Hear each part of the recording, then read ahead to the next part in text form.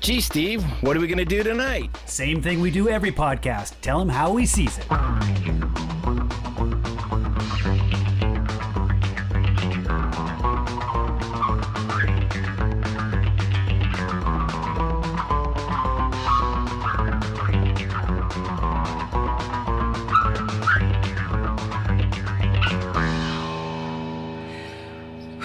Okay, first, no need to be nervous. The food is better on the inside than most people think, and even solitary can be kind of peaceful.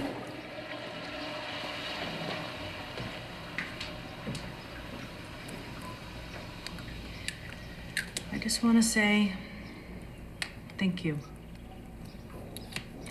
The last 3 weeks have been amazing for me, and we've all worked very hard for this moment. So whatever happens tonight, I want you to remember one thing. You are not doing this for me. You are not doing this for you. Somewhere out there is an 8-year-old girl lying in bed dreaming of being a criminal. Let's do this for her. All right, here we go. It's How We Sees It, episode 315.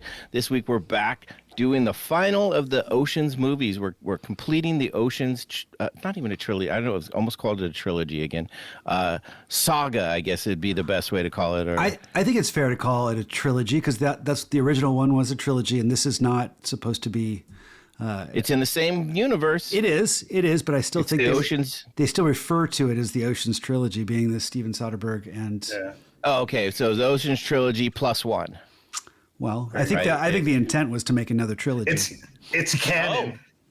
Yes, it's canon, Steve. Okay. Anyways, it's part of the Oceans universe, started by Danny Ocean in the original 3 movies, Oceans 11, 12, and 13. Now we're coming to you with Oceans 8. This was a 2018 film starring Sandra Bullock, Kate Blanchett, Anne Hathaway, and a handful of other women I'm not going to go into just yet. We're going to get to them later.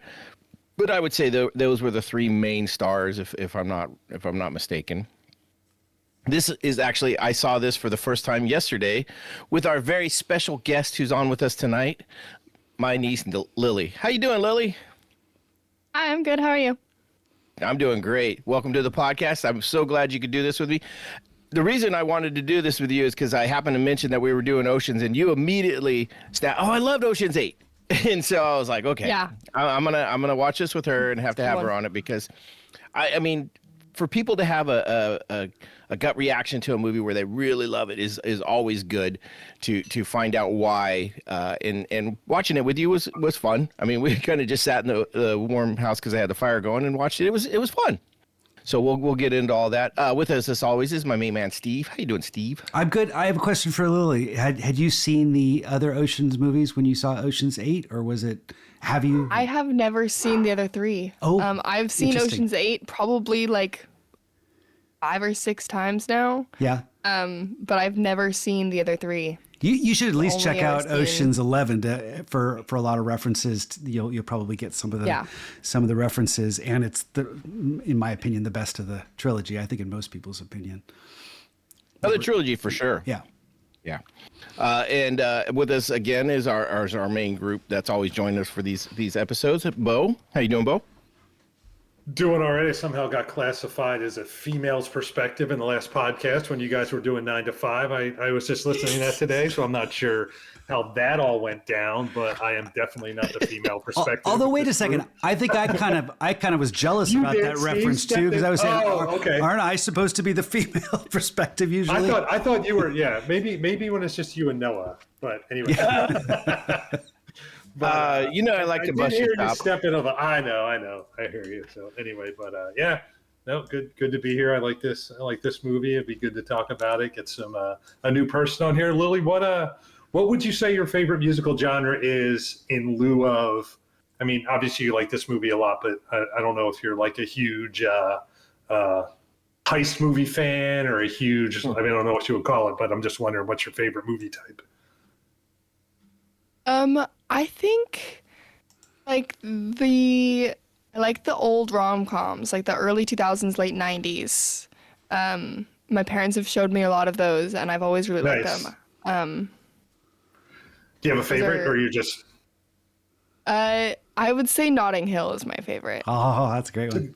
It's a good one. It's a good one. All right. Thanks. Thanks deal. for that. All right, Yeah. and actually, with our real female perspective, Nina from Philly, how you doing? Oh, your mic's off. Excuse me, sorry. And people were making dinner here in the kitchen. Oh, Yes, I was going to say, I thought I was the female perspective. yeah, you are definitely, but I like to give Bo a lot of crap. It's one of my favorite pastimes for about the last 20 years. So yeah, no, glad you guys could be with us, and I think it was you that actually recommended doing the Oceans originally, and so now we're getting that completed. So that's going to be a lot of fun. Before we can get into this Ocean's 8, this fourth of the series, we got to talk about our cocktails. Because that's what we do here on How We Seeez, is we make a cocktail or a drink that we pair with whatever it is we're watching, and that's no different tonight. I will start with Steve this time. Oh, okay. Wow. I know I usually save you for last, but All right. Well, I started with the name, and I just kind of had a little fun with the name because Debbie Ocean has this list, this 14 numbered list of it looks kind of like an enemies list, or I think what it turns out to be is more like the steps of the entire heist, but they're all kind of written in kind of this funny code. And I wrote them all down, this BFF, Uncle Marty, Sketchy, Diva Zapata, Love Me Not, ... She's looking over it, and when she's taking her bubble bath early on, and by the end, she's crossing off the 13th one, the Who's Who, with Cupid's Delight left over. So with that list, at first I was trying to break it down to maybe come up with some ingredients, but instead I figured this is an Ocean's movie, and this one, even though it doesn't have anything to do with Vegas, I grabbed a pair of dice and just rolled the dice to pick a number, and I got snake eyes. So I called this my Uncle Marty, which I kind of liked because this is kind of a martini adjacent cocktail, which is kind of fitting because at the end Debbie Ocean is drinking a martini. But I spruced it up a little bit. So what I ended up doing was 2 ounces of a gin, and then I got 3/4 ounces of a Lilly rosé. It's like a Lilly, like a wine-based liqueur, but with a rosé twist to it, I guess. 1/4 ounce of Fino sherry, a dry sherry, and then I added a little bit of sweetness with a bar spoon of Luxardo Maraschino and 1 bar spoon of the Saint Germain elderflower, 2 dashes of orange bitters, and then 1 lemon twist. And funny enough, if you add all those numbers up, you get 8, which I thought was kind of clever too. So anyway. The name is just a roll of the dice, but it's called the Uncle Marty. So cheers. nice. Yeah, that was kind of a cool nod because in the original 3, we always had the interactions between Danny and Rusty, where they're always saying these names of the different things that they have to do and take over. Right. And so that was their play on that, and I thought that was really cool. I wish they would have highlighted it a little bit more, like really put it up in our face or called it out a couple times. But I had to freeze frame on it to write them all down, and then I tried to kind of go to the internet and hunt down what they meant. Uncle Marty, I think, is a reference to an actual shipping company in New York. So maybe that was the heist. Yeah, it could have been something. Or the fencer. There's the deviled eggs. That's probably referring to the soup, the little things that were put in the soup, and then the Who's Who is the gala. Anyway, little things you can kind of interpret if you want to. All right. Nice. All right. Well, I'm gonna go around my clock here. I'm gonna go with Bo now. All right, sounds good. So I did a cocktail called a Diamond Fizz. Obviously, diamonds play a big part of this, a very big part of this, since we've no spoiler. I mean, we have tons of spoilers here, but diamonds are. We spoil it. Yeah, there's a whole fridge full of diamonds at the end, basically, is what happens. But the Diamond Fizz is 2 ounces of dry gin, 1 ounce of simple syrup, 1/2 ounce of lemon juice. You shake all those together, pour them in a glass, add ice to the glass, and then top it with champagne. And it's actually a pretty good cocktail. It's I haven't gotten like the lemoniness yet and everything because I've just taken a sip or two, but it's one of those ones that it changes as you go because you just top it with the champagne and you don't really mix it all You together. don't mix it after. Yeah, you don't mix it after. So so there's that. And then for my beer, I went with is it Leo? Is that the friend, the buddy, Debbie's friend? Kate Blanchett's character. Yeah, it's Lou. not Lou. Lou. It's like Lou. That's right, Lou. Okay. So Lou, close, but almost. Yeah. So a little homage to Lou and her Marvel days. I went with as we all know, she played Hela in Thor Ragnarok. Yeah. Excellent Thor's sister. I almost said brother. Thor's sister. Anyway, it's winter time. It's all the winter beers are out, and they're some of my favorite beers. And I went with an Elysian Bifrost because obviously the Bifrost is the gateway to, formerly the gateway to Asgard. I almost said Ragnarok again. I knew that wasn't it. So. I could feel it coming. Yeah. So anyway, yeah. So that's my drink. I'm excited to try that because, like I said, the winter beers are my favorite time of the year. It used to be fall, but they got too much pumpkin and everything, and it just got to be too much. So now the winter beers are a little more kind of like just different, nice beers. They're not like pumpkin this, pumpkin that. So anyway. Yeah. Nice. All right, Nina, what do you got for us?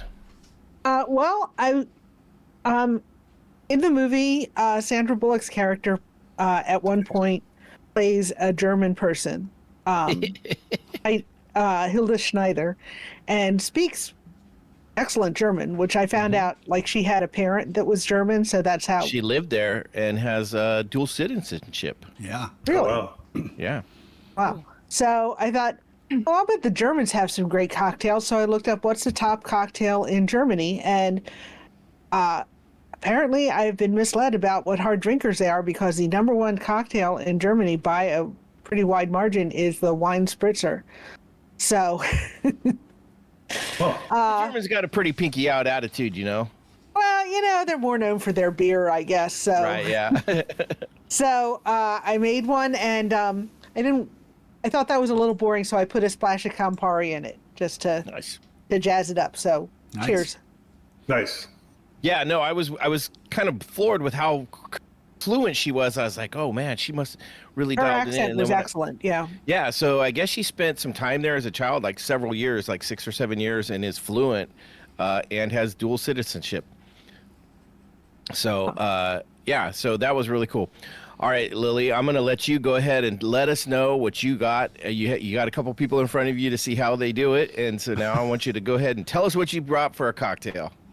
Well, I am not even 18, so, but thinking about Kate Blanchett's character, Lou, I do have some water here, and according to her, that when you're drunk, water and vodka taste the same.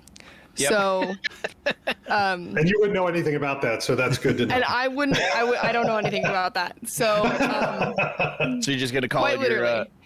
Lou's vodka?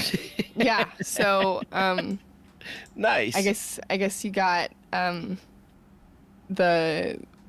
I wish I knew the name of the club that she was running in the back there, but Yeah, I don't think they even said remember it. this. Yeah. Well, But What is Yeah. it when they when it's not a premium well vodka, right? Yeah. It's just just Just call well, it yeah. well vodka and just be There you go. a smart water or something like that. 3-finger vodka, because that was a big thing. Right. Too, Oh, yeah. there you go. 3-finger vodka. Nice. All right. there you go. Nice. That's excellent. And yes, you being underage, I get it. You didn't want to, you couldn't make a real cocktail, but that's great. You came up with something so perfect.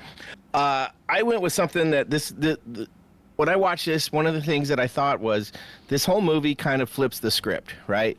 From the beginning of taking the all-male Ocean's 11 trilogy, the Oceans, and making this an all-female team doing a heist, and they tie it in really well with Sandra Bullock's character, Debbie, being Danny Ocean's sister. And just like the rest of the Ocean's movies, they're constantly trying to flip things on you and turn things on you. So I wanted to do something called Flip the Script. So I went like Steve. I went with a name, and I went from that. And then I started thinking, I'm like, okay, what can I do with this? And I remember Steve has done a flip cocktail several times on here, and I was like, I've never done one. I'm like, well, let me look at this up, because I knew exactly why I'd never done one before, because it involves egg white. A flip is basically the different egg yolk, isn't it? Or egg. No. The ones I read all just said egg white. Or you could. They said you could use the full egg or just the egg. I just did egg white. All right. But for me, that's a flip of the script, because I normally go with an egg white substitute. But I actually went with a fresh out of the chicken egg, because we have chickens here, so not from the store. I went with a fresh egg, and wanted to do that. But I started with 2 ounces of gin. I went with Griffo because it's one of my favorites. It's a local gin here. It's really, really good. I went with 0.75 ounces of fresh lime juice, which is also kind of a flip for me, because I'm usually throwing lemon in there, but our lime tree has finally started to kick out some limes, so I got fresh limes now here at the house. So it's a little bit different, a little bit of a flip. I went with 5 ounces of a vanilla simple syrup, and then 5 ounces of a blood orange bitters. 5? Put that in there. Wait. 0.5 ounces. 0.5. Okay, got it. Yeah. No, I'm not crazy. But then I did a shake on that, a dry shake, then a ice shake, poured it into a chilled coupe glass, and that is my flip the script. I actually had even peeled a lime off to do a twist with a lime, which is normally an orange twist, just another flip of the script, but I forgot to put it in there and take the picture with it, so I missed my garnish. But this is my flip the script, and it's pretty damn good. It's a very sweet kind of, it's almost like a whiskey sour, but just the lime, I think, is very more laid back. It doesn't have that sharpness that the lemon typically does. It might be because of the vanilla simple syrup, too. So it's a super just mellow kind of sour type drink, and then that foam in there from the egg white really is nice. And how are you psychologically reacting to the fact that you're drinking? We'll see later. I'll probably run around pulling my hair out, which we know is a task in itself. So, but yeah, been there, done that. So yeah, but no, I thought that worked really well with the flip in the script, because that's one of the things. I just thought you didn't like egg. I didn't know. No, it's actually it's a what do they call it when you have a mental block against stuff, like a psychological reaction. Yeah, I mean it's just a mental block. Yeah. Well, I mean I thought there was like a special word for it, but like I don't like hamburgers if I can see red. Like it's got to be medium well. Like I don't like pink in the middle. It's just one of those. I know it tastes good. I've ate them before. Yeah. But it's literally just like my brain goes, no, that's bad. Don't do that. When I really know, realistically, that there's nothing wrong with it. So, same thing with the egg whites. I'm like, I know Rocky did it, and he was a hero for a long time drinking the eggs, but I just couldn't do it.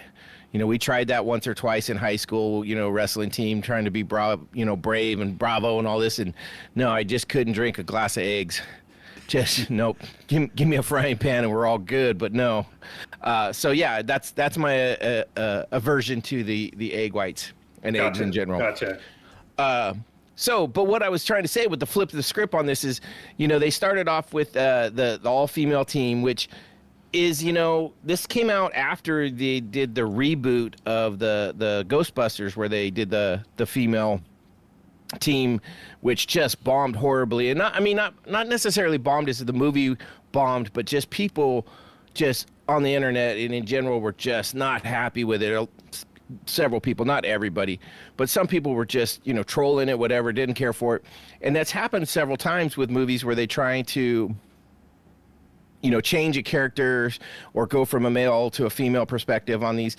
And I think this is one that was very successful in getting away from that, where it said it did it and people were okay with it. And I think it was partially because it's not a reboot. It's like, this is just the next iteration of it. It's Danny's sister, so she's just going to take on the family business as far as being, a grifter and stuff like that. And then she's going to put her team together. and I think it worked really well. And so, just curious, Lily, what was your first thoughts when you saw that? Like, did that resonate with you as like, oh, I really love this because it's an all women thing, or was it just you loved the movie and that was just a bonus?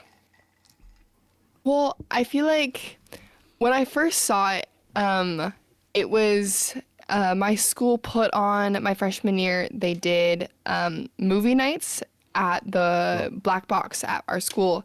And so I watched it there with all of my friends. And it was that. So it being an all woman's was pretty cool. And like, was a big reason why I liked it, but I think the main reason I liked it is the memory that it goes with, of like that like beginning of high school, hanging out with your friends experience. That It's the nostalgia. Yeah. That's great. I mean, You're a good reason. Yeah. Yeah, you're still only 17, so your nostalgia doesn't go back nearly as bad as ours is. Because for us, nostalgia is 30-year-old movies. Yours is I've talked about it 7-year-old movie with Noah about when I was a kid going to see Die Hard 2, and I don't think it was that great of a movie compared to the first one or the third one, but I saw it in a crowded theater, and it was a packed house. There was, before the movie started, people had this is when they had beach balls that they were kind of bouncing around and stuff like that. And you're taken in the crowd. And so when I think of that movie, I can be a critic of what I thought about the movie, but the experience itself was just epic and unforgettable because of being in that theater and just experiencing it in that sort of an environment. So I get what you mean, how that can affect a memory of something. Nice. Yeah. Now, just curiosity. Oh, go ahead, Bo. No. Go ahead. I was going to say, now, curiosity, we watched this last night, me and Lily together. Did it have the same kind of hit that it did? Like, did it still feel the same? Were you still like, oh my God, I really like this movie? Or was you kind of like, I don't know. I'm just curious. Yeah. Or were you just annoyed to be around Noah? You missed your freshman peers, right? At the time. Well, yeah. It didn't have the same. It definitely didn't have the same feeling just because of the different setting that I was in. When I watched the first time, there was lots of hooping and hollering and people talking at the movie, and it was just like a very lively experience. But I mean, I've watched it quite a few times since then, and I still really enjoy the movie, but it didn't have the same sitting on the couch in a very warm house does not have the same cuddled up with the puppies as, it doesn't have the same effect, but I did not but I still liked it just as much. Okay. It's good. I mean, because I know I've watched some movies that I was like, as a child, I'm like, oh my God, this is the greatest movie. I love this, even for my teens and stuff, and even early 20s. And sometimes I watch them now, and I'm like, okay, I guess it's changed a little bit, but I was just curious on that. I got a question. Okay, I think there were supposed to be more cameos, but in this, there turned out to be 2 cameos. There were a ton more? No, I'm sorry. Cameos from the originals. I'm from the original cast. Gotcha. Okay. I think there were a couple others that were shot, but then didn't make it to the final cut due to various reasons. But Carl Reiner was there, and so was Yen? Is that his name? Yen. Did those? So Carl Reiner is the one that shows up at the beginning when in the mausoleum that warns Debbie Ocean that her brother who's supposedly dead is saying the plan's great, but you're going to end up in prison. Did those scenes feel out of place, or did they work? Sometimes when we see it after we've seen the other movies, we'll look at a scene like that and say, I don't know if it works, but it was doing a little bit of fan service just by bringing back some of the original cast, and also Oh, sorry, Steve. No. Sorry, I thought you were done. Go ahead. I am kind of done. I'm just curious. Okay, sorry. I would say, taking each of them individually, I think they did little enough with each character that it wasn't too much, because like they did the Carl Reiner, which let's we can do a moment of silence for Rob Reiner at the end of this episode, but Carl Reiner, you know, his piece was pretty short, if I recall. They didn't try and like call him back to keep giving advice or something stupid like that. Like he was just in there, gave his little thing, and then he was gone. And then at the end, they just had Yen was just in there, like not so much either. Like he was just in there to kind of do a couple like of his flips and explain how they got the stuff and all that, but it wasn't like a whole drawn out thing. So I think they did just enough to get it right where I was not, I don't want to say offended, but I wasn't like annoyed. I wasn't annoyed that they were like, fuck, they're bringing these guys back. I mean, the one thing that did annoy me was, really, we're going to go revenge again? We're going to throw revenge out here like one more time? Like it's you couldn't have come up with just greed? I mean, it's always been, you know, there's always a revenge component, but I thought it was I thought that was really good in a way because they were kind of tying it back to Danny. You know, his was a kind of to get his girl back, so it kind of like brother like sister, it tied a lot. And it was the two opening scenes, right? The opening scene with her at the mausoleum and at the closing at the mausoleum, you know, it ties it back. I know a lot of the people, I listened to like a few podcasts a day on it just to get some takes, and everybody was the same. Everybody's waiting for him to walk up behind her, you know, and they showed the shadows for so long. Like you're waiting for the shadow to kind of move the sunlight, how it's hitting the mausoleum, and you're waiting for a kind of a shadow to show up. I was. It's weird because they didn't, you know, they didn't do it, and you're like, oh, okay. Did they really kill him off? And, you know, I don't know. They may come back. Her response when someone asked her, is he really dead? And she says, I don't know. Or it was quick. It was just like, okay, so that's fair. And let's save that for another movie, maybe, if they want to explore that. I like the tie with the watch when she's talking to the bailiff. And she's like, oh, yeah, it's my brother's watch. And she's like, did he give it to you? No, I stole it. Oh, but he probably stole it too. So yeah, right. It just that made me laugh. It was kind of, it tied it really well back into it. And I know I talked to Lilly about this. Like I was surprised when she hadn't seen him. I think we talked about it afterwards, and I was like, oh, that's crazy that you hadn't seen the others. But that just tells me that this is a good standalone movie. Like you don't need to see the others to watch this and enjoy this. And realistically, I mean, I thought it stood alone very well, and it holds up to 11 and 13 really well, and like those others, it beats the shit out of 12. Yeah, you know, this is a better movie than 12, 100%. So, by the way, it was Elliot Gould, not Rob Reiner. You're right. It was Elliot Gould, not Carl Reiner. You're right. I was wondering. I was like, that didn't make sense, but I get you. It took me a second too, but yeah. You're right. I was reading. It was Carl Reiner and Matt Damon that also did additional scenes that were cut. Matt Damon apparently because it was during the Me Too movement, his association with Weinstein. People were afraid that might, you know, that he was getting a lot of flack for that at the time. I don't know why. Carl Reiner's? No, Matt Damon. Oh, really? Matt Damon and Ben Affleck. You know, because they were in a bunch of his movies. Well, yeah, Weinstein kind of produced the Good Will Hunting. But he produced a lot of people's movies. No, I know. It was just association. The timing fell right into that little period of time, and so it was probably. It made sense, and I'm good with that though. It's like it did need the tie-ins as much. I kind of wished they would have had what's his name, Linus, Matt Damon's character, just because I think he would have been able to play well with them. You know, I think he would have been an add, where the rest, I don't know if there was anybody else in that would have added to this. I thought Yen was good, how they kind of put him in.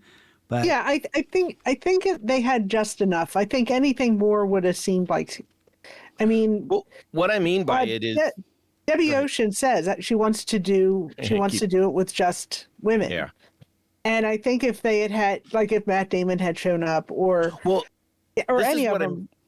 This is what I mean by it is you got Debbie Ocean and Lou are the two main characters. They are Rusty and Danny Ocean. but they never had that play between where they got, you know, the interactions. But what was very interesting in the first three was when you throw Linus in there, it becomes this triangle of this back and forth, and they played well together. It would have been really cool to see Linus show up and have that same interaction with those two, like they were still Danny and Rusty, you know what I mean?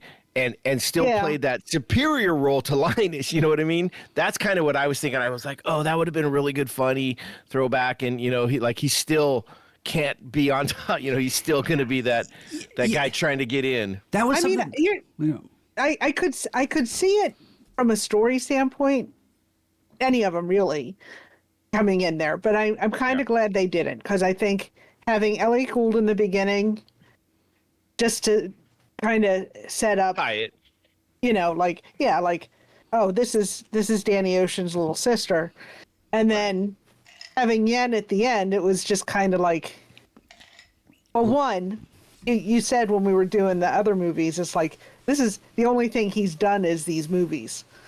So Yes. it might have been like, It's true. it's like, come on, we got to give a part to Yen. The guy's got to pay his union dues, you know?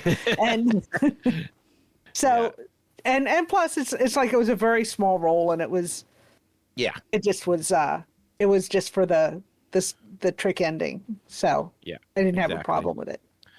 All right. I think, So go ahead, Lily. really fast, like you said, how, I mean, you briefly mentioned it, how Sandra Bullock's character wanted just girls, but I really feel like that line that she said was really impactful, how I don't want a him because a him gets noticed, and for once we want to be ignored, and a her gets ignored, and for once we want to be ignored. And I felt like that was really powerful, and part of why the all-female cast was so, as a young girl watching it, was so impactful and important. Obviously, I'm not one of those young girls dreaming of being a criminal, but that she mentions at the end. But it was still, like, that aspect of it was still a really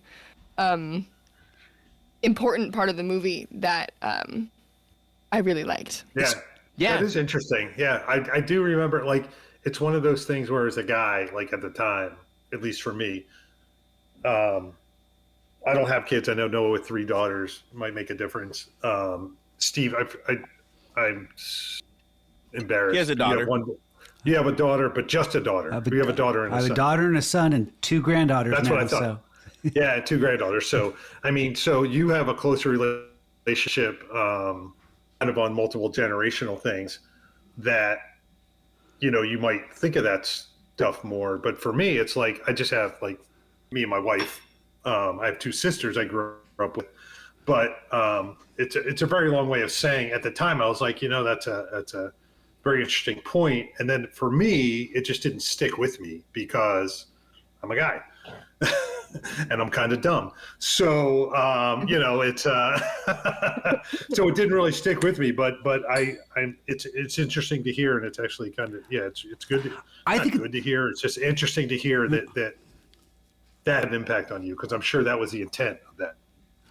I loved the line. I thought it was it was nice to have enough to give the movie a little validation for being an all-female cast. It was like, oh, this is a perfect reason. At the same time, it's almost like you're not sure if you want the movie to try something a little bit more different. You've got a female cast. Let's lean into it a little bit, or maybe not. Maybe this is. I felt in the end, other than that line, this felt like a movie that was playing it a little bit safe, where it was like, this could be, you could really gender swap this whole movie. Unlike sometimes you see, it's a little bit movies that push a gender or something. It's more in your face. It's like it's trying to make a point. I didn't feel that was the case with this movie. It was just trying to be a good movie. Yeah. Yeah. I feel that same, and that's why I was saying. Then the other thing too is this did get started before the Ghostbusters female gender swap movie that got so much crap. This actually was in works before that. Yeah, it was actually like it was started a couple years. It took a couple years for them to get it going and stuff like that. The cast is a little more extensive than Ghostbusters. I mean, there's a lot of contracts. I'm sure. I was gonna say, so we got our main cast. We got Sandra Bullock, Kate Blanchett. So we got Debbie Ocean and then Lou, and then Anne Hathaway plays Daphne Kluger, who is part of the 8. We don't know the whole way through, but I love that it came out at the end. The others that we got, the other 8 is Rihanna, who I didn't actually realize until after I had to look it up, but I'm not a huge into music, so to me it was like, I'm not even sure who it was, and then I was like, okay, it makes sense. Mindy Kaling? Kelly, yeah, Kelly. she was on The Office. She had her own show, the Mindy Project. Yeah, I remember her own show. She even wrote the most epic Office episode with the George Foreman grill. So nice. I know she's a comedian, and I've seen her some other stuff. She was another one. Helen Bonham Carter. Love her. Helena. Did I say Helena? You said Helen. I didn't You say said Helen. Helena Bonham Carter. And then Aquafina and Sarah Paulson. I think they all did great. I personally cannot stand Aquafina. She drives me nuts. I was wondering, because you mentioned that during the 10 Rings, when we talked about the 10 Rings. Yeah. There's just something about her that I just don't like. I don't think she's a bad actress. There's something about her voice, something about her attitude. There's something about her that I just don't like. I get what you're saying. No, at the same time, she was one of my favorites in the movie. Yeah. See, I thought she was pretty useless in this movie. I'm not talking about their roles. Sometimes I think the heist and some of that, there was a little bit, it was a little bit underwritten in some of those places. But the performances, I thought I liked her performance. So yeah. See, to me, go ahead. I thought it was fun to have her in there because she was the only one who was broke. Like yeah. Helena Bonham Carter was too. Yeah. But I mean, she was. It was not like when I love the scene where she's asking Sandra Bullock. She's like, "Can I get a Metro card? Because right now I'm skateboarding in from Queens." And she's like, "I'll tell you what. We pull off this heist. I'll buy everyone a Metro card." Yeah, and it's like, I thought that was fun. I will say this. Okay. Go ahead. No. Go ahead. She was okay. I was just going to say, this is another one. I think we talked about this in 12 and in 13 a little bit. They have all these people, but not all of them are really utilized like they were in 11, where it seemed like everybody had a job to do, and those jobs really, they showed them and stuff like this. This one, like, they probably could have pulled this off of 4 or 5 people. It didn't have that same feel, like where they were doing these little job to get there. And I wish they would have had a little bit more of that. That being said, I personally thought Sarah Paulson was probably one of my favorites of the non-main 3. And I thought she did an incredible job. Just something about her, just like it felt like she needed to be there, and I really enjoyed that. And realistically, I thought Anne Hathaway was great. It was, especially when I realized that she was trying to play Julia Roberts from 12. Kind of, but no, she was also trying to play like the online persona that people say she is. They're like this she's literally was like making fun of what people say she is, like this actress. Who Anne Hathaway is? Who Anne Hathaway is in real life. I get that. And she even called it out. She says, "Yeah, I'm just trying to be what everybody thinks I am." This airhead, and she said that's why she was chewing gum in most scenes, and it was just trying to be this real ditzy. And I love that she came in, and then all of a sudden she's just talking normal, like, no, I knew what was going on the whole time, like that. So I'm acting. Yeah. So since you went through the whole cast, I'm going to say there is something about every single one of these women. I don't know if that was intentional, or if that was the way they did it, or if it's just me and the way I am. And Lily, if you listen to the podcast, we talk about just about everything on this, so I hope I don't offend you with this. But I had a mini crush on just about every single one of these girls in some way. There is something about every single one of these girls that attracts me to them. And whether it's, like for instance, I'll say Rihanna. I think Rihanna is very attractive. I think she's like... Well, she's gorgeous.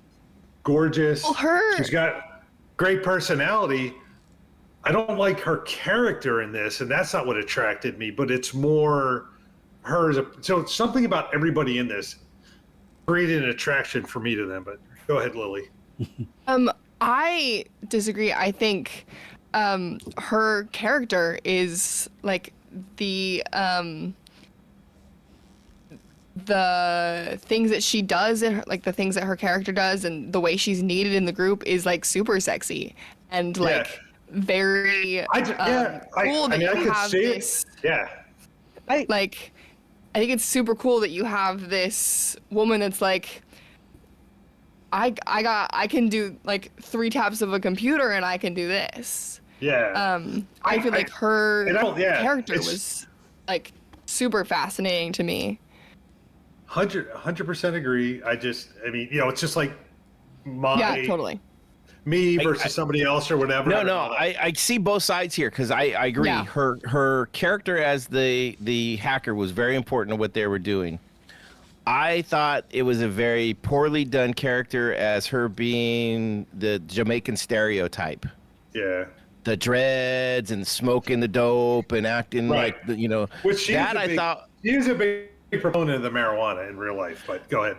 I just thought it was very stereotypical of like, oh, she's the one, black woman in the whole thing, and you're gonna have her being a dope head. You're gonna have, I thought that was poorly done. I was like, really?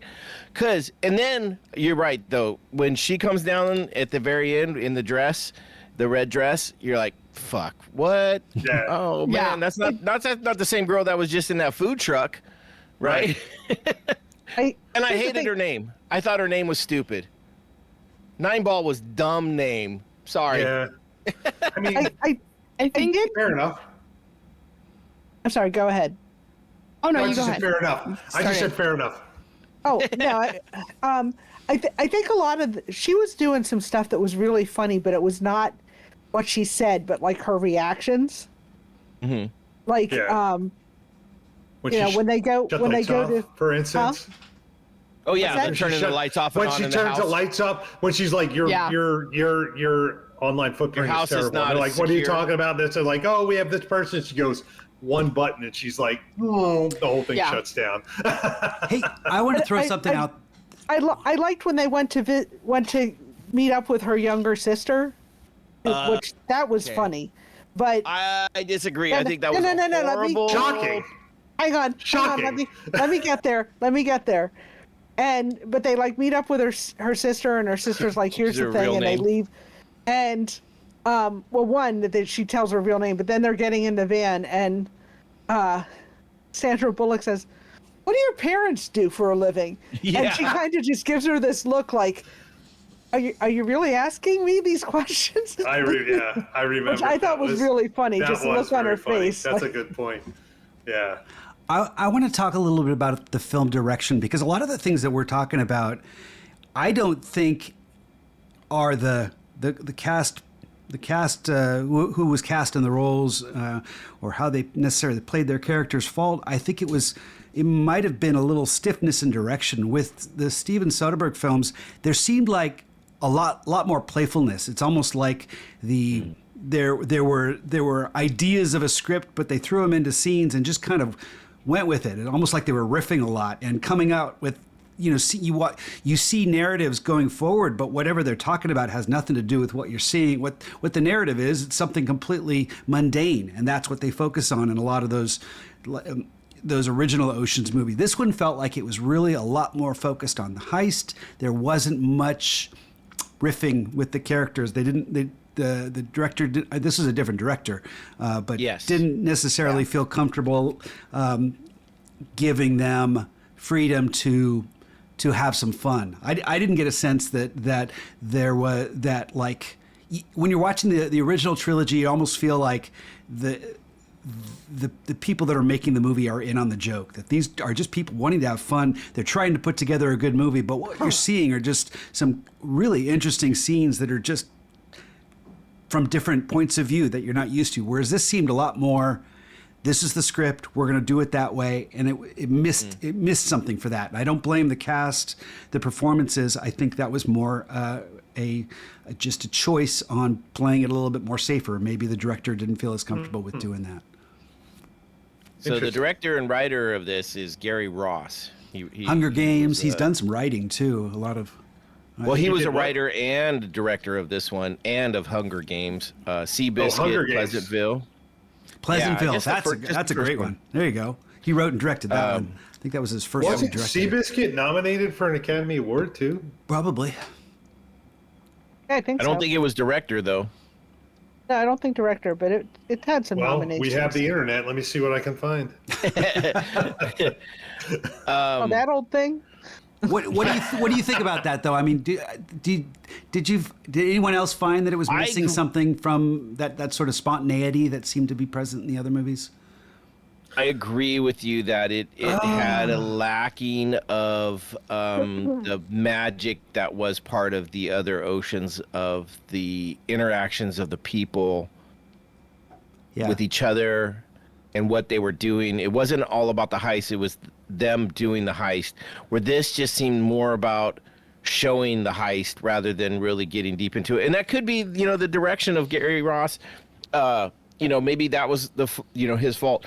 The one reason I was going to say that, the introduction of Rhiannon's sister, or Nineball's sister, that really irritated me was and other people talked about this in podcasts, they didn't have to, nothing went wrong for them for the most part, right? The biggest thing was like, oh, we got to get this magnet to take the necklace off. And all it took was a phone call to this girl, the sister, who, from talking on the phone, figured out what it was and was able to make one in an hour or two and deliver it to him. And it was kind of like, no real. They didn't have to work hard. It was almost like they were set up that we can't have the women fail. They have to, everything has to go. The only thing that went a little bit off was the security guard almost walked in on the one girl while she was making the jewelry. And so they had to find the necklace quicker. I know it seems almost perchance that they didn't have a female person on the security team that was following the necklace around, because they would have just walked into the restroom following her when she had to go throw up, and it seems like that would have been just That's like an immediate foil. That's a great point. I didn't even think of that. That's a great point. Well, the other thing I thought of is, why didn't they just substitute the fake necklace for the real necklace right away? Then there would be no worry about it. But then it comes out at the end that they stole all the rest of the necklaces, and they wouldn't have had time to do that, which I don't think they really had enough time to do that, because if you watch how long it took Yen to get up and over that, and they're taking individual bags with that little submarine back and forth, I was like, there ain't no way they got that done in like 5 minutes. No way. You know, it was cool. It was cool, but it big hole in the story. You know what this kind of reminded me of now that I think about it? Remember we just covered this, Hackers? Of course, that's a movie back from the 80s, but it almost seemed there's some similarities, huh? Now I'm okay. Yeah. What is it when you have to what is it was the disbelief? Suspension of disbelief. Suspension of disbelief. Willing suspension of disbelief. I was trying to think of that the other day, and I was like, disbelief. There's something the word is. Yeah. You do have to do a little bit about that with this too. Real quick. Gary Ross nominated Seabiscuit's nominated for Best Picture and Best Writing Adapted Screenplay. Okay, and he did the Best Writing as well. He did the writing, yeah. Okay. Yeah. So anyway. So maybe he's really good at writing a horse and not a woman. Right. Maybe. I want to throw something out there. Actually, go ahead, Nina, real quick. I just wanted to, as long as you want, not necessarily real quick. I just wanted to reply to Noah's thing real quick about saying that it seemed like nothing went wrong. I think that was what the whole epilogue with James Corden was about. Like, because she talked about, I have this, I have this plan. I've been working on it for 5 years and 8 months. Right. And 2 weeks and a couple of days. Yeah, it's always worked perfectly, and you're like, and it does work perfectly until Cartier calls in their insurance adjuster. Well, I think she even had something for that though. She did, but I mean, she had to flip. She had to flip Daphne Kluger to kind of. No, Daphne actually changed it on her. She flipped herself. So that, but nothing seemed like, oh shit, it's we're in a ruin. We gotta seriously scramble. We didn't get any of their true heistiness. Like, we didn't really get them to come out of their shells and like show us the heist skills that they had. I mean, we barely got Aquafina showing off how much of a sleight of hand she was. I don't remember any screw ups in Ocean's 11 either. They suggest there are screw ups, but it's almost like a misdirect. You know, but to me it's a great question, Steve, and now you got me thinking. But go ahead, Noah. But they didn't do that in this one as much, right? They're like, I would have taken that. Yeah. The only misdirection was like, oh, we didn't tell you we were stealing all the rest of the jewels too. Yeah, that was. It's like. Can I argue that maybe it's just that women are more prepared? And, throw down. There you go. That. What do you think, Nina? I 100% agree. That, like, I mean, that is an when excellent I have, like, obviously I'm not running a 14-step heist to rob jewels from the Met Gala, but like. Not yet. When I have, not yet, no. When I have somewhere I have to be, I will write out, when I have to be there, the time I want to arrive, the drive time it takes, and I plan out everything so that I'm prepared for taking a little bit longer to park or traffic or something like that, so that I make sure that I'm where I need to be when I need to be there. And I talk to my guy friends, and they're like, no, I'm just going to show up and I'll be there, and, you know, if I'm late, then whatever.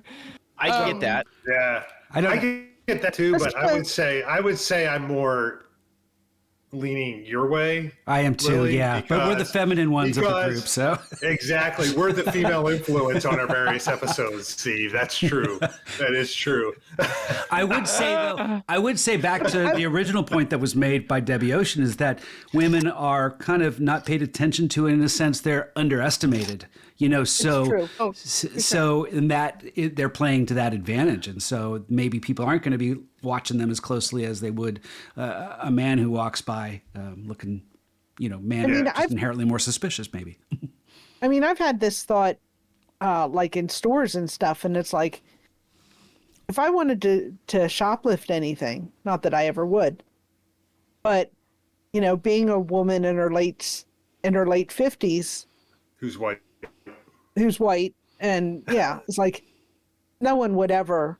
I could probably, you know, walk out with anything, just put it in my handbag. You could pull off if you were savvy enough. You could pull off what Sandra Bullock pulled off, like with taking stuff in the beginning in Bergdorf. Oh like, yeah, in a absolutely. In a store like Bergdorf, you could totally. I loved how she got the room. The way she just she listened in. That was awesome. That was really good. Yeah. Nice setup. Okay, so that kind of goes into my point though. Like, they showed her being able to think on the fly. That all was on the fly. There was no planning to any of that. That kind of happened on the fly. Yeah. I would have liked to seen them kind of work a little, like, show us why you're the best hacker, why you're the best fence, why you're the best. You know what I mean? Just give us a little bit more of this. Planning is, you're right, 100% planning, you know, works, you know, 90% of the time, right? But there's always that tip. Nothing ever goes perfect. So show us how you deal with that. And I agree with you 100%. Women do plan stuff and are much better at it than men. Men, I mean, when we travel, Alyssa likes to know every little detail, right? I mean, I was gonna say, when you were vacationing when your kids were small, who packed their suitcases? She did. Exactly. Well, because if I did it, it would be half snacks and half toys. Right. Just like mine was. I mean, so, no, what it is with that is it's more of a, I wanted to see them be the heist people a little bit more than they were. That's all it was. Mm-hmm. I think Lily might have frozen. Yeah. So we'll go on with it. Hopefully she'll jump back in. I want to. Oh, go ahead, Noah. Sorry. I was gonna say I wanted to see them I wanted more empowering for them to be able to overcome opposition that wasn't planned for was my main thing. Not to say that they couldn't do it. I would have liked to see the movie try a little bit harder with it. More planning. Yeah, no, I would agree with that. There were some things, I mean, like obviously it wasn't a perfect movie. I think it fit in the genre pretty well. But I want to throw something out there, and maybe we wait for Lilly. Well, Lilly hasn't seen the movie, so maybe this is a perfect. She's back, but here's maybe a perfect time to ask this question, because this is a reference back to the 11 to 13 movies. Would you say that Debbie, which I hate that name. I wish they would have given her a different name. For some reason, I just hate her name as Debbie. I don't know why. I just do. Because it's close to Danny? But maybe. No, it's not that. It's just Debbie doesn't seem like. Do you have a Debbie that you don't like? Somebody that's been in prison for a couple of years. A Debbie doesn't seem like somebody who's been in prison for a couple of years. Anyway, but I think she's more of a Rusty than a Danny. You think the Sandra Bullock here is more Rusty? I think the Sandra Bullock character is more Rusty than Danny, and maybe it's because she's eating all the fucking time in this movie. But who knows? I see. Now I saw Lou as more of the Rusty, just because her outfits were always a little more outlandish. She was a little bit more kind of like that, stand back and kind of let things work. And then Debbie's like, "Oh no, we need one more." You know, that would have been that would have been a perfect throwback to have that somehow to have them there. That's true. That would have been good. That would have been good. But just in my opinion, I think Lou is more Danny, and I think Debbie's more Rusty. Interesting. But that's just my. I mean, you're wrong, but it's okay. So it's good. Oh, whatever. Okay. Fine. Lily, after watching this, fan, what can I say? Having us talk about the other movies and stuff like this, and I know we talked a little bit afterwards. What are your feelings about potentially going and watching the others? Are you like, oh, I really want to do that, I'm so, or like I could really care less? Just curious. And there's no wrong answer. Well, I'm definitely open to it. Sitting here, I don't really get a whole lot of your references, but they're good movies. They're worth watching. 2 of the 3 are good movies. I'm definitely open. I was gonna say, and they're on TBS like every weekend, so you can hardly avoid them, really. She's also a teenager doing a lot of stuff. She doesn't have a lot of time. I'm sure that's probably part of it. I think the first one's an absolute classic. Are you a senior, by the way? Yeah, I'm a senior. Okay, yeah. So yeah, you got deep into basketball and everything else that goes on with being a 17-year-old in the middle of life. You got a lot going on. Your senior high school, you got a lot going on. You don't have time to be fucking around with Ocean's 11 to 13 movies. Well, it's funny you mentioned Griffos, and I go every Thursday night. They do a gin jam, like open mic thing, and I go and I sing there. On Thursday nights. Well, you should tell your uncle, because I think he would definitely go down and watch that 100%. Maybe she hasn't told you on purpose.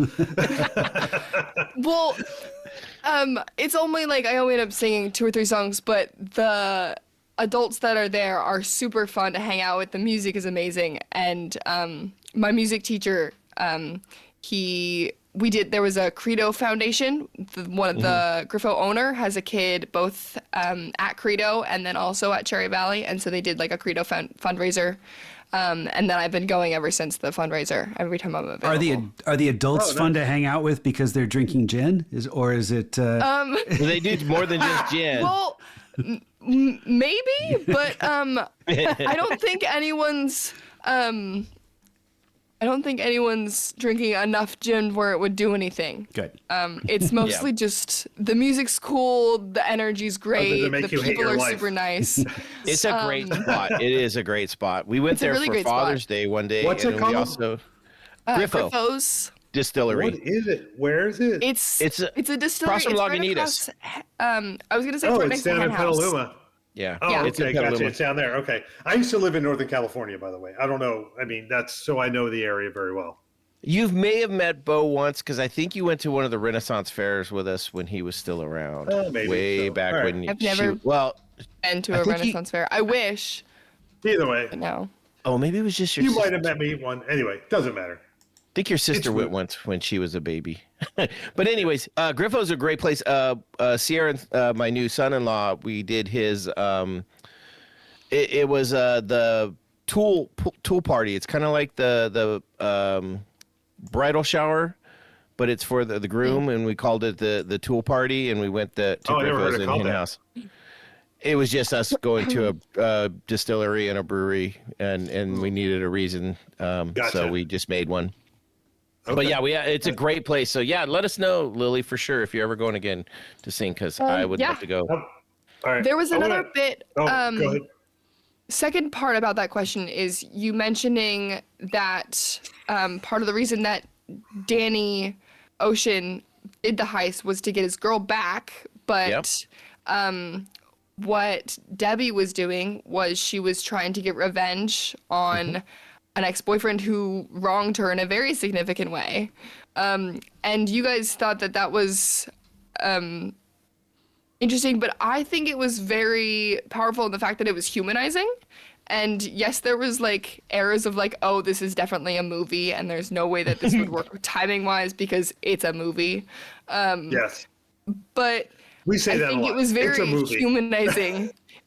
It happens. It works out because it's a movie. Yeah. Yeah, totally. But I thought it was very humanizing that she was trying to get revenge because like, if like you get wronged, it's very very human to hold on to that feeling, especially when you got nothing else to do and you're sitting in prison for 5 years and however long. I mean, she went to solitary just so she could think. Yeah. Yep. Which I get. I get all the time at work. I'm like, I don't want to be around these fuckers no more. Yeah, I mean, I wouldn't Claude Baker. Yeah, Richard Armitage. I guess he was in a lot of the Lord of the Ring. He was in the Hobbit movies. He was in the Hobbit. Yeah, not. Was this? That is the. That was the ex-boyfriend that wronged Claude Becker. Gotcha. Yep, Claude Becker. Gotcha. Also a horrible name. Claude. Just gonna say that. Yeah, I love that they brought in. That's my husband's middle name, by the way. Sorry, it works great as a middle name. It works great as a middle name. I'm sure his parents lost a bet. It's okay. At least he wasn't named Chalupa Batman. I know. I'm just kidding. As Claude Becker, it's not too bad, but if I'm gonna be like, sup, Claude, I feel like it's a little strange. That's what you say to someone you're trying to punk. Well, you know what? You just go by initials at that point. Sup? Yeah. What's Sup, CB? What's up, CB? Sup, CB? Yeah. Which could be Chalupa Batman. You never know. Could be Chalupa Batman. So one of the cool parts too is one of the ways they got back at him is they brought in all these older actress women to sell the jewelry. Great cameos there. Great cameos. There were some great cameos. It was so this good. This whole movie had amazing. If you're into fashion even a little bit, that's why I want to get Kelly to watch this movie because the cameos of the fashion designers and all that kind of stuff. Oh, right, yeah. Devil Wears Prada. Over the top. They have the one that inspired the Devil Wears Prada. She was Anna Wintour. Okay, Anna Wintour, yeah. Anna Wintour is in the movie. Mm-hmm. All the big fashion designers. If you look at uncredited fashion designers in the credits on IMDb, there are the best of the best of fashion in this, and that's why I want to get Kelly to watch it because if nothing else, for the Met she Gala, might recognize him. Yeah, she will definitely. I just thought it was cool because I mean that was one of those ones that first you were like, how are they going to get money from this? And they had these old ladies selling it like kind of at these auction houses. And then what was even better is then they took that money or part of that money and sent it into Becker's bank account to really just submarine that dude. Yeah. And I was like, oh, that was well planned. And that was kind of the flip the script, right? We didn't know that was going on. And they kind of, that, oh, we didn't show you the behind the scenes, but check this out. And they pull back the curtain. But all the stories, really good. Yeah, but all the stories, the way the ladies were saying all this stuff, it's like all the different stories of how they came into these diamonds. I was like, oh my god, she gave it up for her. What is it? It's for her womanhood or what? Or something. Her deflowering. Her deflowering. Her oh yes. But just the look on the lady's face. You're and like, that was Margot Thomas. I mean, that was so incredible. Yeah. Yep. No, the actresses they got for that were fantastic. Well, I just loved it because it's probably like, the way they played it off is these are like mid-level actresses that are probably not getting all these great jobs.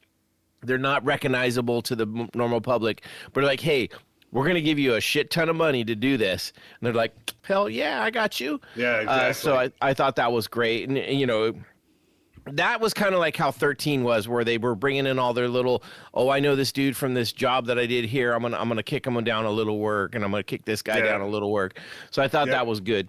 Kind of played back into it somewhat. So very interesting. I mean, it definitely is a good standalone film, and it also works in that heist Ocean's world. So it's I agree. It made a lot of money. It made on a $70 million budget, it was like $300 million that it took in.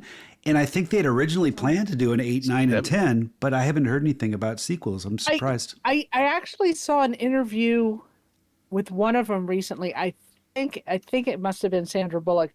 And she said the group of them, the 8 of them, are all still on like a group chat. They still chat with each other and send stuff to each other. And she said, we're ready. She's like, we are all dying to do it. I don't see how you can not do it. 8, 9, and 10 makes sense because there's 11, 12, and 13. Right. I mean, it seems like it was planned, and it's just, I don't know what I hope that their text chain is like me and some of the guys I went to high school with. Oh God, I hope so. Just memes back and forth of just ridiculous stuff. I'm sure. Or ridiculous cat videos like I send occasionally to people. So you mentioned the kitties and titties thing in the last episode, and that cracked me up because I just saw a thing online where this guy's like, he's like, I finally changed my algorithm on Instagram. I used to be all girls. I used to be all Instagram models, all that kind of stuff. Now, I started watching golf videos. Now I'm golf Instagram models. Hey, just a point of note. Our last podcast, that's the first time we actually got our first copyright notice. Whoa! Yeah. For what? Because I put the 9 to 5 theme at the beginning of the podcast. Oh, fuck those guys. Oh, that's funny. I didn't even. Golly, where did you see that? I didn't see that. I got an email on my YouTube account. It was on YouTube. From Dolly Parton? Yeah. From Dolly Parton? Did you send it back? No, just listen, you'll understand. You and Dolly are friends now? No, it's I don't know, whatever her company is or something. It wasn't rude. It was just saying it was. I think Kelly got an Instagram post. Kelly got an Instagram post taken down once because there was like 2 rooms over. There was music in the background that had nothing to do with the post or whatever. And she got a text that was like, sorry, we have to take your post down because you are infringing upon copyright laws. She's like, what are you talking about? You could play a certain amount of time. Here's what it says. Copyright content has been detected in your video. As a result, your video can no longer be monetized and has been blocked in 248 territories. So it doesn't mean how much monetizing, Steve, how much monetizing are you doing for the videos? I know. Wait a minute. Wait, you're monetizing the videos? Hold on a second. Is this how we find out you are exploiting? I'll give you a cut of it as soon as I can figure out how I can cut a penny in half. Yeah. That'll be your cut. Yeah. I want to throw one thing out there real quick. I think there was so much about this movie that was so well acted and so well done. Like there was a lot of detail that was done very well. something that bothers me a lot in movies, and this is just me, is when they show actors using chopsticks. So very early in the movie, Lou and Debbie are out to lunch or dinner or whatever they're doing. And Sandra Bullock is holding her chopsticks literally past the halfway point. Like too close. Like too close. Like if you're gonna be like if you're gonna like these people are gonna be like chameleons that take over things and all that, like you're prepared for everything. Like you don't hold chopsticks. You hold them near the end. Well, so was her character trying You can't tell her how to eat, Bo, because I've seen people full hand grip a fork. Was she that way? Was she trying to blend? Was she trying to blend wrong in? Too. Was she trying? They're also wrong. Was she trying to blend in and be unnoticed, or was it just a character? No, they were just having lunch. They were just having lunch. Then it's just the way. Then it's just her a character brunch quirk. somewhere. She should be embarrassed. She should have been embarrassed. Well, that's a different story. As an actress, she should have been embarrassed. Okay, that's how they hold him in Germany. That's how they hold him in Germany.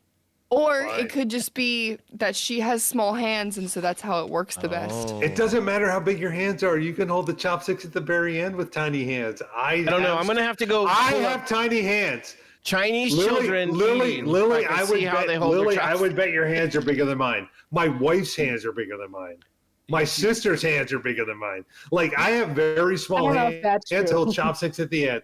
That's true, Nina. I think we've checked before, but anyway, But it's just like I don't know why I threw that out there, but it's my 2 minutes of things that annoy me about the movie. It's one of your pet peeves. That happens. It's my pet peeve of the movie. I always have a pet peeve. All right. Well, I want to get into Lily. What is absolutely like if you had to break down something in this movie that you're like, you have to see this movie for this point. What would that be? Good call. Ooh, that's really hard.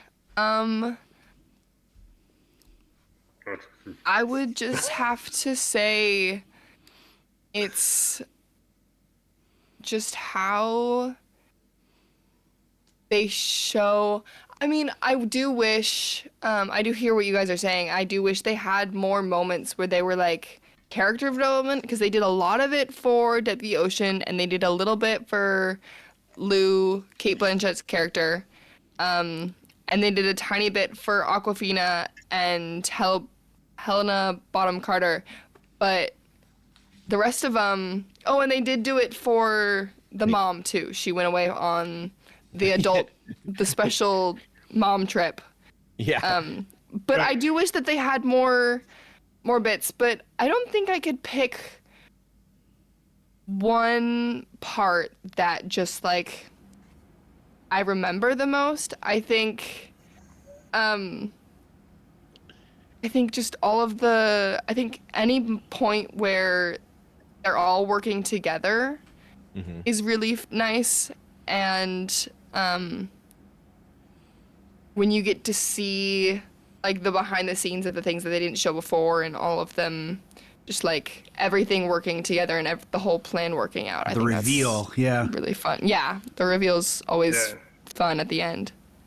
So would you, I mean, and this is, I hope this doesn't come off wrong, but would you call this like a woman power movie or a female power movie? Okay. Female empowerment? Yeah, definitely, totally. Because it's funny, like some people were saying it was, but it also wasn't. And it was kind of like, it is because it's an all-women crew and stuff like that, but it wasn't. Some people really want to push the agenda. Like, you got to say men are bad in it and all this. And I was like, I don't think those are the same thing. I don't think a woman power movie is the same as like a feminist-driven agenda. Okay, I guess that's a good point. I think 9 to 5 is probably more of a feminist-driven agenda than this sort of a movie. Interesting. That's funny that we did back-to-back women empowerment movies. Mm-hmm. We're really pulling on our female side of this. Maybe that's your new vibe for the podcast. The male take on the feminist movies. Vibe is a great word to talk about these Oceans movies, because I think all the Oceans movies are really trying to establish a vibe, and I think this movie does establish a good vibe.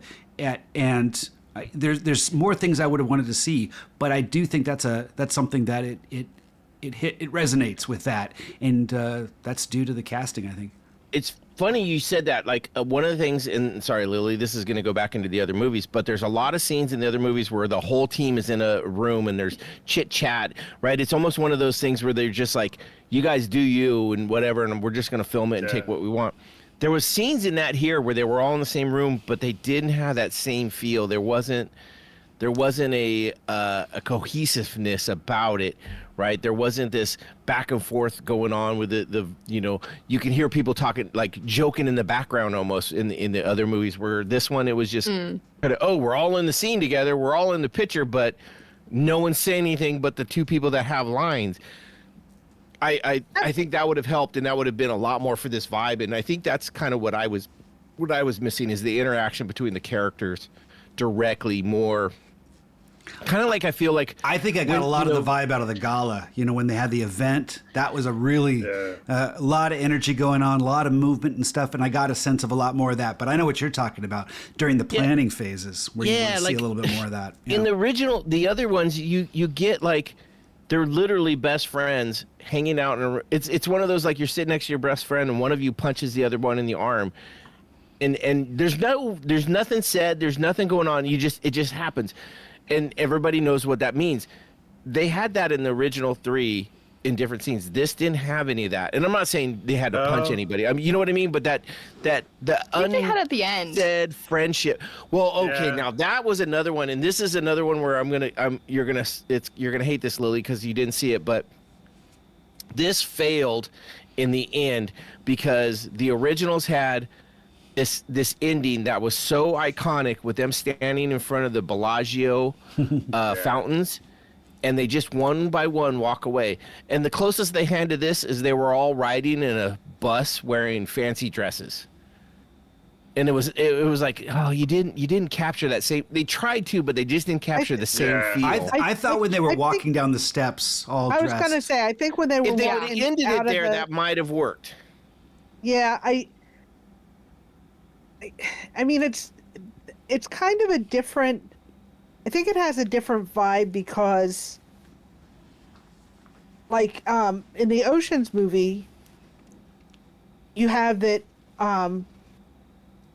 Well, George Clooney and Brad Pitt are good friends in real life. Yeah, and they're friends with Matt Damon too.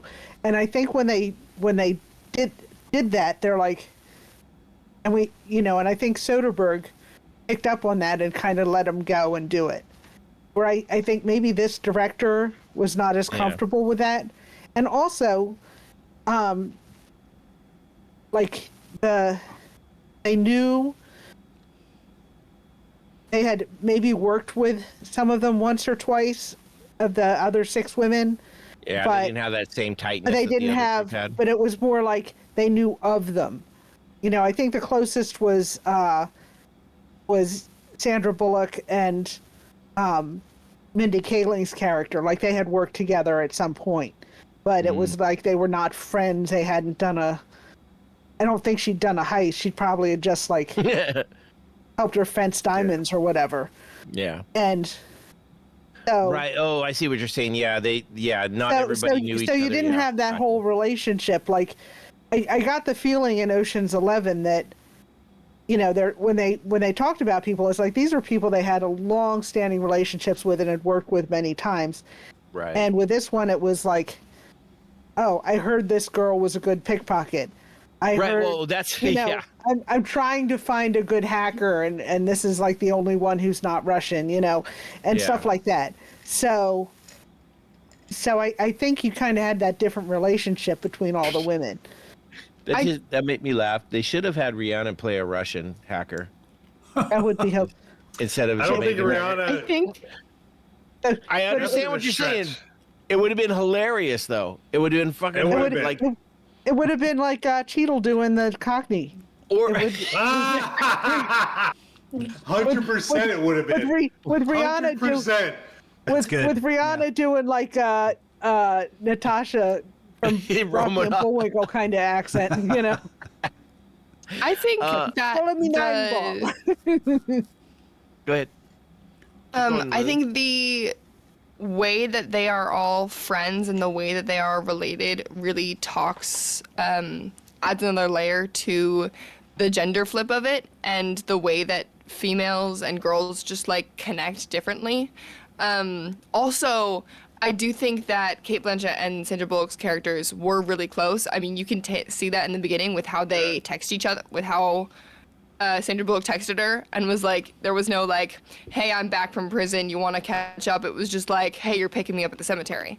And like Jailbird, that isn't she called closeness Jailbird too? Yeah. Say it again. Her name, her text name is Jailbird.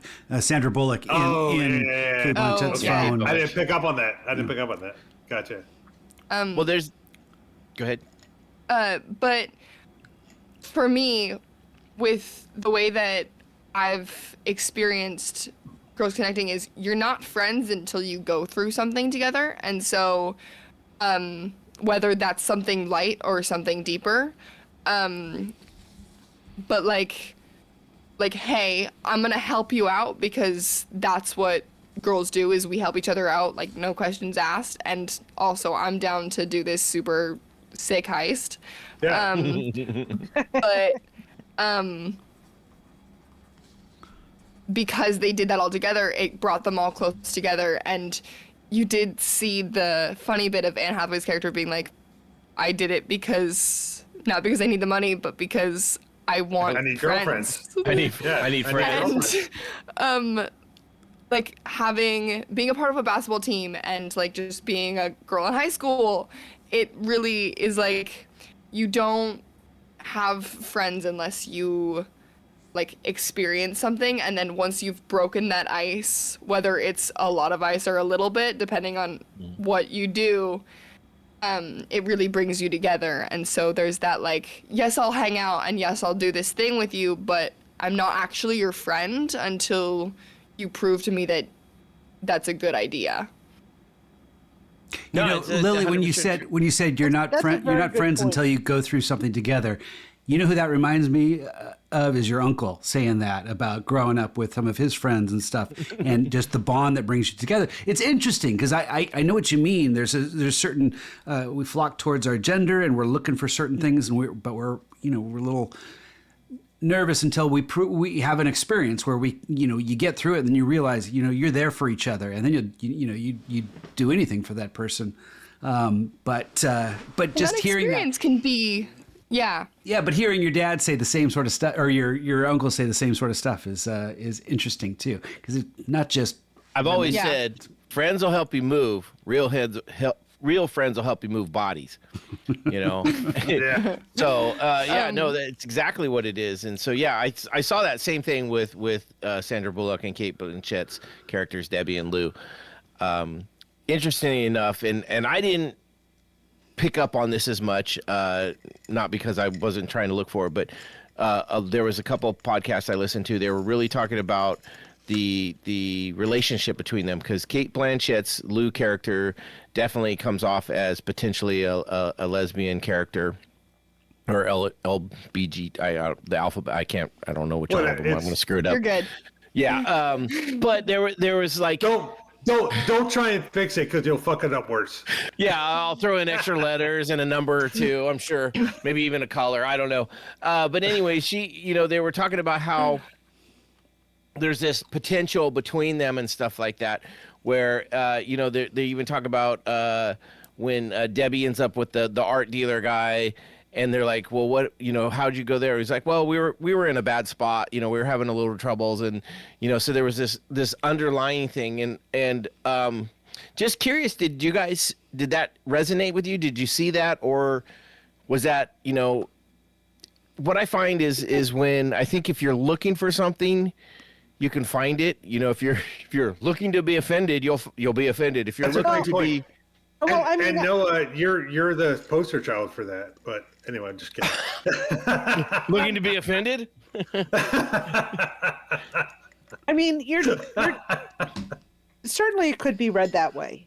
I mean, it's for sure, for sure.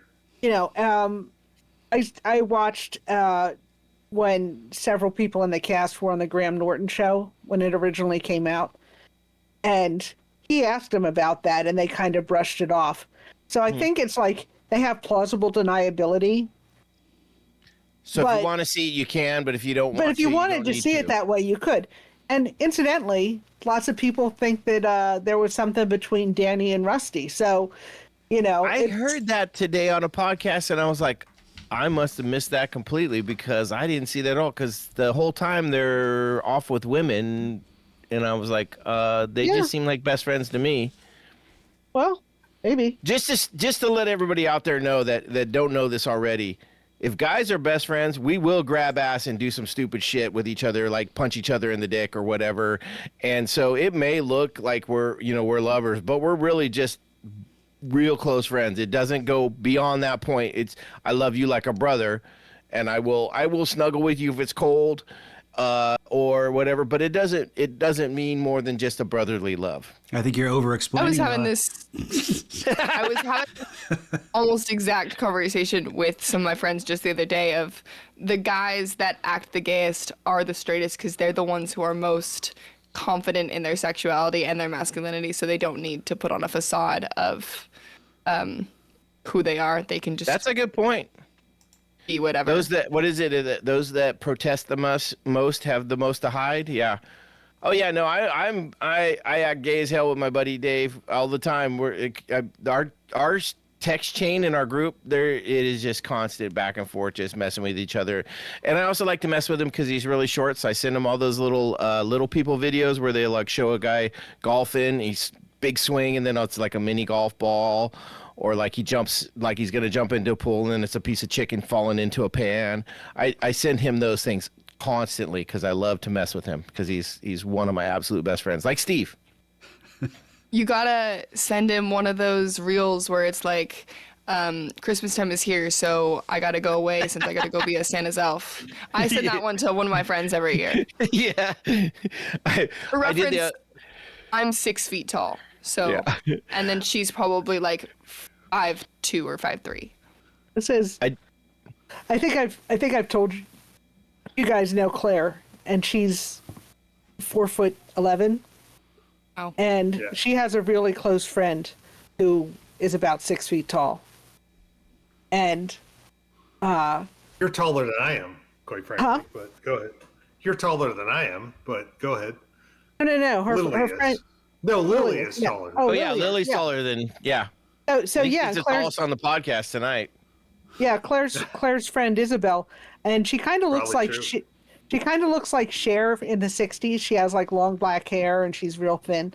But the two of them next to each other, I'm just like, I hope they don't get any grief about this. It's just Those were my two best friends in high school. I was the tall one and they were both short. Both of my best friends were like 5'2" and 5'3", I think. Wow. So yeah, no. It was always that way. My ex-wife was 4'11", so we all know this. My ex-wife's 4'11", so she was short. Yeah. I think one of those birds was going to fly off with her. Maybe. All right, well. So I want to throw one thing out there real quick. I think, Noah, you're talking about wrapping this up right now is what I think. It's been, how many years we've been doing this? 5 years, 4 years? Five something, yeah. 5 something. So I know your cues. I want to throw a couple things out there. One, I will say, Lily, you're always welcome. If you want to even do, I don't think we have 3 weeks from now. We don't have a podcast lined up. So we haven't lined up anything yet. So Lily, if you want to come back in 3 weeks, I'm going to throw this out there and you can suggest a movie that we all need to watch and it's one of your favorites. So we could do that. But the other thing I want to do is just, if anybody, I'm a huge Rob Reiner fan. He is broad and wide and has so many great movies.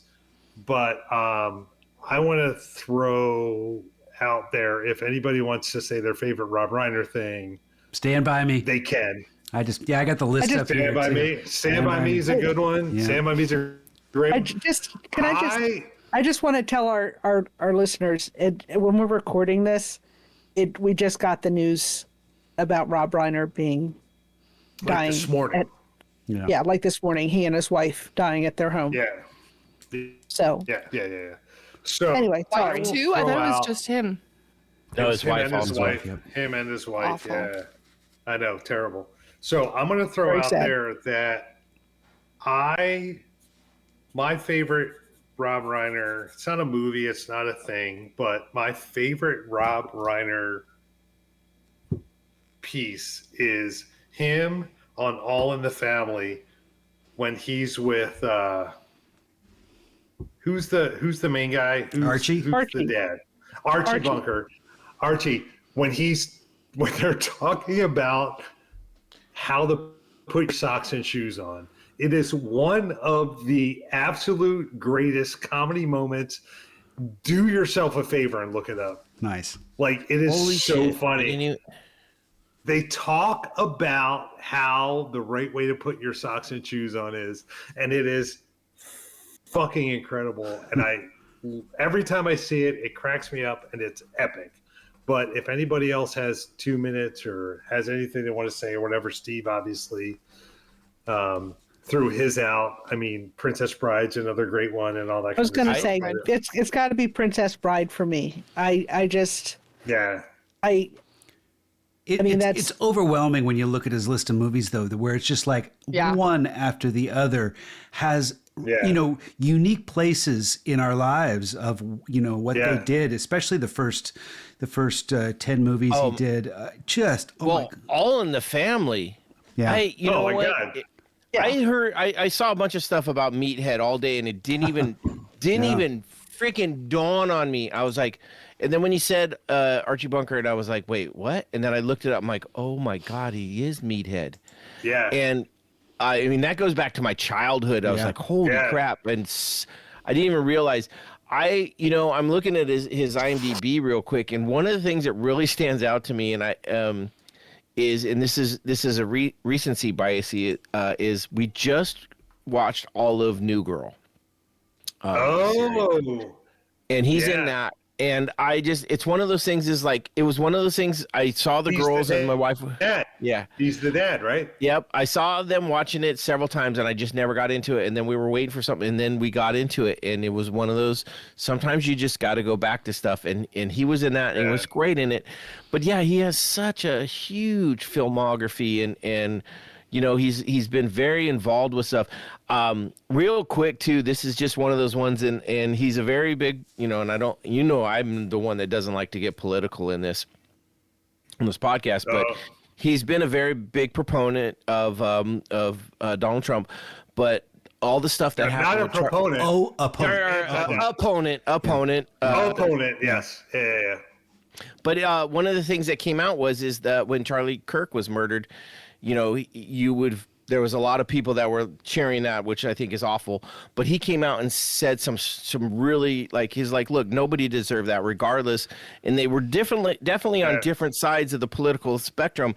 But he also showed respect for life and compassion. And it was one of those things as much as he talks bad about the one side of the politics, the other, he just said like life isn't part of that. That's not part of it's just, he was definitely just a good guy. And he was all about like, hey, everybody has opinions, not everybody's right all the time. And I was amazed when I read that, because it just was one of those things is like, he's always been a really cool person when you see him and stuff like that. And then just to have that one step more of like, we always lose the people we shouldn't. And there's so many bad people out there that you're like, why couldn't you be the one in his place? And he did have a political take on things, but he also was so supportive of different programs and stuff to kind of recognize things in a good way. It wasn't about trolling or doing these sort of things. Yes, it was like, I agree. He was so supportive of a lot of gay marriage. That was something that was a really big thing, and it wasn't just standing up for it. It was actually doing something and supporting foundations that were following up on that sort of stuff. So it wasn't just him trolling. Well, what I noticed with him is he supported stuff with love and with like. Mm-hmm. One of the biggest things I see in politics now, and this, like I said, I don't like getting politics, but one of the biggest things I see now is nobody talks about what they can do for you. It's always what the other person can't do, or it's always what the other person is bad at, and why I spewed the hate rather than this is what I'm doing for because I love it. That's what he did with everything he did. He talked about it from the side of like, this is why this is good, not why the other side is bad. And that's how we should be dealing with all this. We should learn to talk to each other and say, look, this is why I'm trying to push this up. And 100% why Rob Reiner is the guy's a saint. And yeah, Stand By Me, Steve, incredible. Incredible movie. Princess Bride. Incredible. Final Tap, Princess Bride. All that. When Harry Met Sally. 100%. Yeah. Misery, Few Good Men. All that stuff. Yeah. He did A Few Good Men is great. I mean, yeah, just so many of his movies are fucking epic. I can't wait to see the reaction at the Oscars. Oscars. When they do this, yeah. Like he'll probably right now he's probably the biggest as far as as far as I can think. I don't think about who we've lost as much as I try not to. It's always bad thoughts, but man, and this is just a horrible situation. So hopefully something, maybe something good will come out of it. We don't know. Yeah. Good call, Bo, on bringing that up. That's awesome.